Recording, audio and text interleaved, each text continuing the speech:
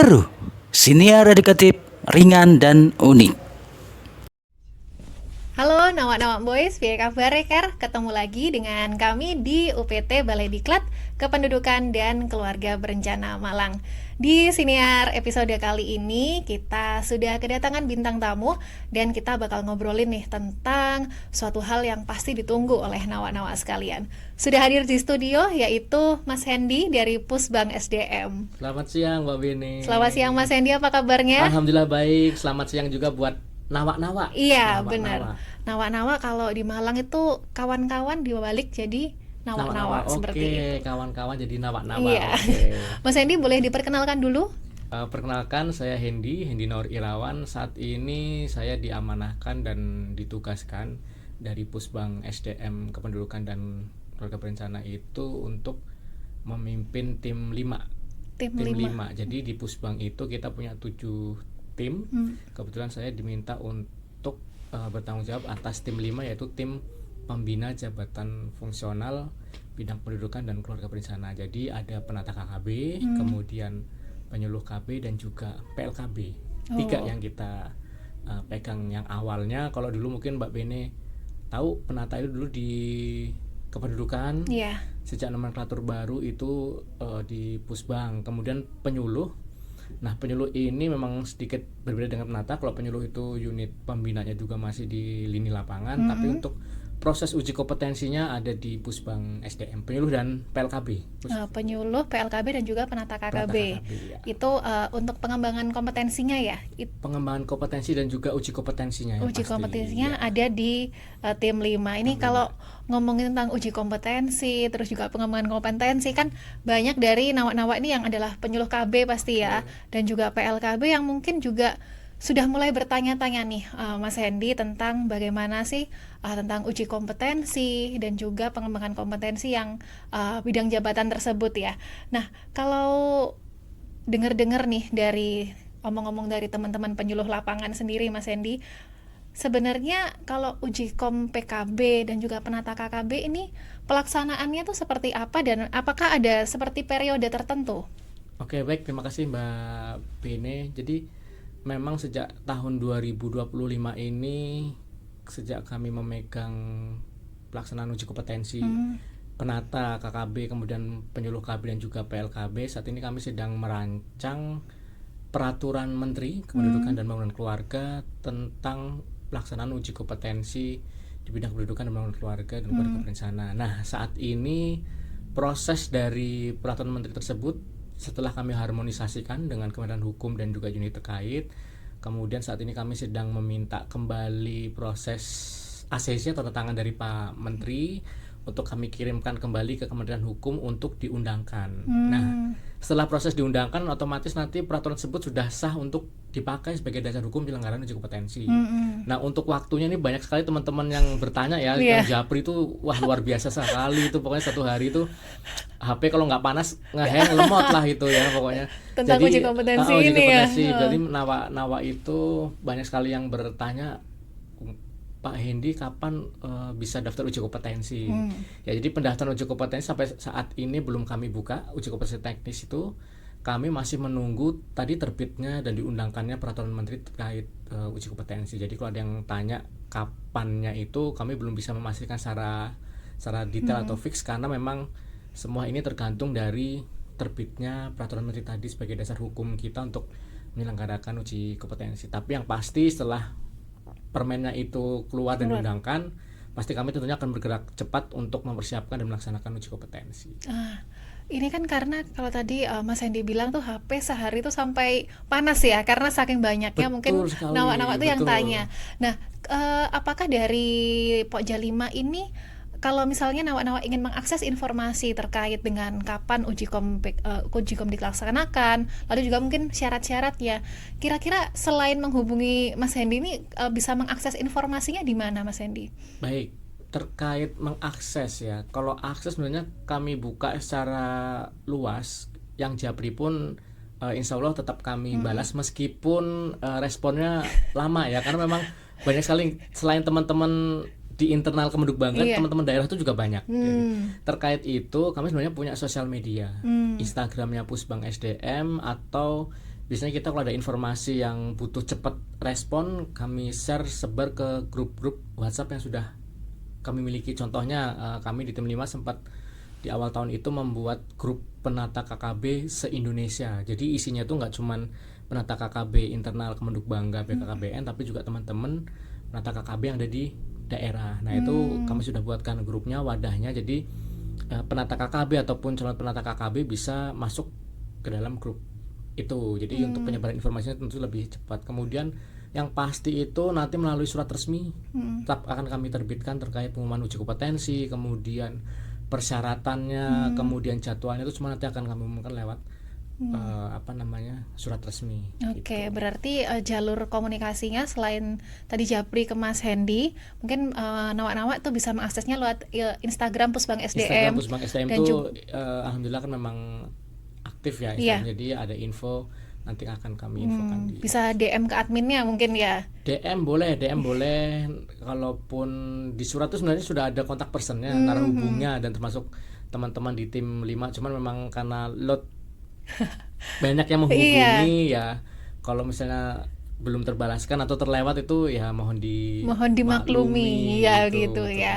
Nah juga boleh spill nih Mas Hendy, kan kalau ngomongin tentang uji kom ini ya, itu ada yang sambat istilahnya, atau yang mengeluh, kok saya tuh nggak lulus ya. Mungkin dari Mas Hendy ada kayak semacam tips dan trik gimana sih cara belajar mungkin untuk menghadapi uji kom, atau apa yang perlu dipersiapkan? Baik, selama ini sih kalau kami mengikuti proses uji kompetensi dari entah itu dari instansi luar ataupun belajar dari pengalaman yang ada di kami, tentunya untuk mengikuti uji kompetensi yang pertama adalah lolos syarat administrasi. Nah, administrasi itu nanti persyaratannya sebenarnya sudah kami tuangkan juga dalam permen, cuma nanti akan kami infokan kembali melalui surat resmi. Nah, setelah lulus dari syarat administrasi tentunya akan kami panggil untuk mengikuti uji kompetensi. Nah, uji kompetensi itu untuk formulasinya di penata ini nanti ada CAT itu seperti ujian melalui komputer atau laptop ya. Kemudian setelah CAT nanti ada pembuatan karya tulis ilmiah. Karya tulis ilmiah itu nanti bisa makalah, bisa jurnal, kemudian bisa policy brief ataupun kajian pustaka. Kemudian setelah membuat KTI ada proses diseminasinya. Diseminasi atau mungkin bahasa yang lebih awam itu presentasinya di depan beberapa orang gitu. Kemudian khusus untuk yang madya dan utama nanti ada proses wawancaranya. Gitu. Nah, untuk kenapa saya nggak lulus, kenapa tidak lulus, mungkin beberapa orang itu ketika akan melakukan ujian itu biasanya gugup. Nah, gugup itu biasanya kalau udah gugup terus pas buka laptop ngeblank, juga seperti itu ya, ngeblank. Kemudian bingung, galau, ini jawabannya kok mirip, ini jawabannya mirip, mau pilih yang mana gitu ya. Selain kesiapan secara diri, tentunya juga kesiapan doanya ya.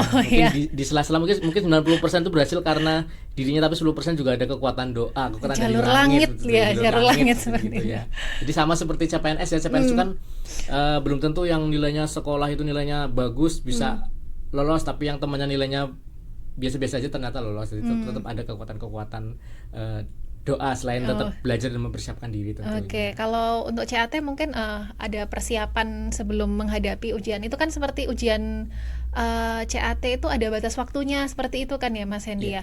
Nah, kalau untuk karya tulis ilmiah Mas Hendy, mungkin ada saran nggak buat nawak-nawak dalam pembuatan karya tulis ilmiah ini? Baik, kalau CAT itu memang nanti kami batasi waktu. Jadi formulasi kita itu untuk CAT itu sekitar 100 soal. 100 soal itu nanti bisa dikerjakan selama kurang lebih 120 menit. Kemudian kalau KTI ini kita bebaskan, teman-teman bisa memilih nanti mau gitu. policy brief, mau jurnal, mau makalah, mau kajian pustaka, itu nanti bisa dipilih tentunya yang sesuai dengan program kita. Program pendudukan, keluarga berencana juga pembangunan keluarga. Nanti tentunya teman-teman bisa memilih nih, misalnya saya Hendy mau ikut penata nih.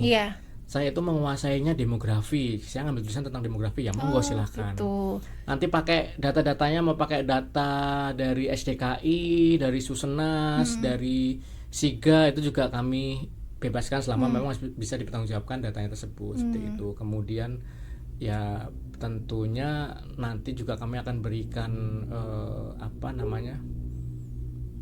terkait penulisan KTI batasan-batasannya, formatnya tentu nanti akan kami bantu untuk berikan juga. Jadi format untuk penulisan KTI itu nanti bisa sama seperti itu. Oke, jadi pastikan yang ditulis itu memang sesuai dengan pengetahuan yang kita miliki, Ya, betul sekali. sehingga kita kan kalau menulisnya itu sesuai dengan pengetahuan dan kompetensi kita akan lebih relevan dan juga Ya, bisa betul. dikembangkan ya Mas Betul Hendy sekali. ya. Karena kebetulan ini kan penata, dia ini ada di unit kerja banyak ya, banyak Iya. di unit kerja, ada yang di KS, ada yang di kependudukan, ada yang di kebijakan, di sekretariatan. Nah, jadi memang sesuaikan dengan tugas jabatan saat itu, boleh monggo. Nah ya, jadi nggak harus ke satu topik tertentu, bisa bebas sesuai dengan pengetahuan dan kompetensi Iya, yang betul dimiliki. sekali. Dan ngomongin tentang tim kerja 5 nih Mas Hendy, kalau tadi salah satu tugasnya adalah untuk menyiapkan kompetensi, uji kompetensi ya, untuk penata dan juga penyuluh. Nah, mungkin ada program lain yang sedang disiapkan oleh tim 5 Mas Hendy sekarang? Kalau program lain, kami ini kan memang fokus di pembinaan CF ya. Iya. Pembinaan CF ini banyaknya terkait uji kom, kemudian juga pengusulan uji kom dari jabatan lain juga di kami. Kemudian kalau saat ini kebetulan kami diminta untuk menyiapkan kegiatan Akademi Keluarga Indonesia. Ini sebenarnya kegiatan direktif dari pimpinan sebenarnya, Iya. tidak terfokus di tim 5. Jadi ini kegiatan ini memang lintas tim. Saya tim dengan beberapa teman-teman dari tim lain. Akademi Keluarga Indonesia ini seperti apa Mas Hendy?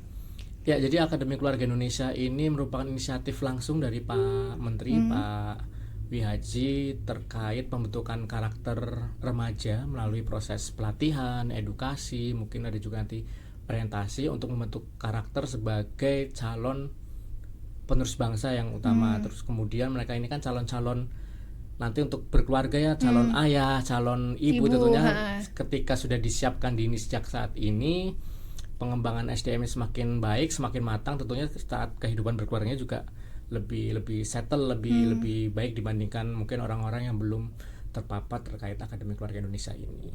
Jadi Akademi Keluarga Indonesia ini ditujukan untuk pelajar ya? Untuk pelajar SMU, saat ini kita undang itu dari masing-masing perwakilan provinsi itu ada yang 5, ada yang 2, ada yang 7 orang. Jadi mereka nanti akan datang ke kantor Kemenduk Bangga dan mendapatkan materi-materi tentang pembangunan keluarga seperti itu ya? Ya, jadi sebelum ini itu kita sudah ada pembelajaran daring tanggal 23 sampai tanggal 24 Juni itu sudah ada beberapa materi yang kita sampaikan saat daring. Pertama itu tidak salah materi pembangunan keluarga, kemudian materi terkait IT, kemudian juga terkait cash pro. Nah, kebetulan untuk tanggal 18 ini nanti selain launching juga ada pemberian materi. Yang pertama ini materi tentang bonus demografi dari Pak Sesmen, kemudian ada materi tentang kesehatan mental dari Dekan Fakultas Kedokteran UPN, kemudian materi isu-isu kependudukan dari Pak Deputi Dalduk, dan mungkin ada satu materi yang pembicaranya ini dibilang wow, memang lagi wow karena kemarin sempat menjadi trending topik di sosmed. Kita mengundang Mbak Salsa Erwina Hutagalung sebagai pemateri pada besok launching Akademi Keluarga Indonesia. Wah, itu kan jadi pematerinya itu nggak cuma dari internal sekali. Kemenduk Bangga aja ya, tapi juga dari eksternal yang ada dekan juga tadi. Dekan UPN, lalu ada aktivis ya, Mbak Salsa Erwina. Nah, kira-kira ada harapan yang ingin dicapai dari Akademi Keluarga Indonesia ini nggak Mas Hendy, ke depannya jangka panjangnya seperti apa? Ya, jangka panjang tentunya kita kan ingin menyiapkan generasi penerus untuk mencapai visi Indonesia Emas 2045 ya.